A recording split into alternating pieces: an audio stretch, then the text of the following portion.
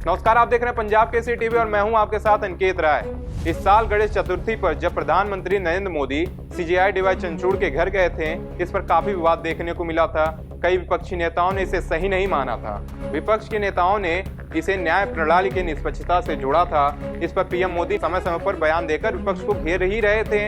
अब इस पर सीजेआई डीवाई चंद्रचूड़ का भी बयान सामने आ गया है। सीजेआई ने एक बार फिर गणपति पूजन पर पीएम मोदी के उनके आवास पर आने को लेकर बयान दिया है। सीजेआई ने कहा है कि उनके आने में कुछ भी गलत नहीं था और ऐसे मुद्दों पर राजनीतिक हलकों में परिपक्वता की भावना की जरूरत है। दरअसल गणपति पूजा के दौरान पीएम मोदी सीजेआई डीवाई चंद्रचूड़ के आधिकारिक आवास पर गए थे, जिसकी तस्वीरें सामने आई थी। इसके बाद विपक्ष ने इस पर काफी आपत्ति जताई थी। हालांकि भाजपा ने इसे देश की संस्कृति का हिस्सा बताया था। वहीं अब सीजेआई ने इस पर बयान दिया है। सीजेआई डीवाई चंद्रचूड़ ने एक कार्यक्रम में कहा है कि इस बात का सम्मान किया जाना चाहिए कि न्यायपालिका और कार्यपालिका के बीच संवाद मजबूत अंतर संस्थागत तंत्र के तहत होता है। दोनों की शक्तियों के पृथक्करण का मतलब यह नहीं कि वे एक दूसरे से मिलेंगे नहीं। शक्तियों के पृथक्करण की अवधारणा का यह अर्थ नहीं है कि न्यायपालिका और कार्यपालिका इस भावना में एक दूसरे से अलग हैं कि वे मिलेंगे नहीं या तर्क संगत संवाद नहीं करेंगे। राज्यों में मुख्य न्यायाधीश और हाईकोर्ट की प्रशासनिक समिति का मुख्यमंत्री से मिलना और मुख्यमंत्री के मुख्य न्यायाधीश से उनके आवास पर मिलने का एक प्रोटोकॉल है।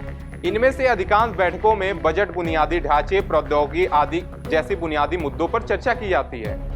वहीं पीएम मोदी के उनके आवास पर आने को लेकर सीजेआई डीवाई चंद्रचूड़ ने कहा था, प्रधानमंत्री गणपति पूजा के लिए मेरे घर आए, इसमें कुछ भी गलत नहीं है, क्योंकि सामाजिक स्तर पर न्यायपालिका और कार्यपालिका से जुड़े व्यक्तियों के बीच निरंतर बैठक होती है।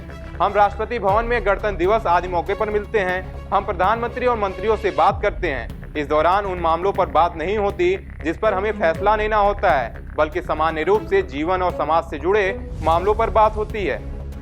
इसके अलावा 10 नवंबर को रिटायर होने वाले सवाल पर सीजेआई चंद्रचूड़ ने कहा, इसे समझने और अपने न्यायाधीशों पर भरोसा करने के लिए राजनीतिक व्यवस्था में परिपक्वता की भावना होनी चाहिए, क्योंकि हम जो काम करते हैं उसका मूल्यांकन हमारे लिखित शब्दों से होता है। हम जो भी निर्णय लेते हैं उसे गुप्त नहीं रखा जाता है और उस पर खुलकर चर्चा की जाती है। सीजेआई डीवाई चंद्रचूड़ ने आगे कहा कि प्रशासनिक स्तर पर कार्यपालिका और न्यायपालिका के बीच होने वाली बातचीत का न्यायिक पक्ष से कोई लेना देना नहीं है। उन्होंने कहा, शक्तियों के पृथक्करण में यह प्रावधान है कि न्यायपालिका को कार्यपालिका की भूमिका नहीं निभानी चाहिए जो नीतियां निर्धारित करती हैं, क्योंकि नीति निर्धारण की शक्ति सरकार के पास है। इस तरह कार्यपालिका अदालती मामलों पर निर्णय नहीं करती है।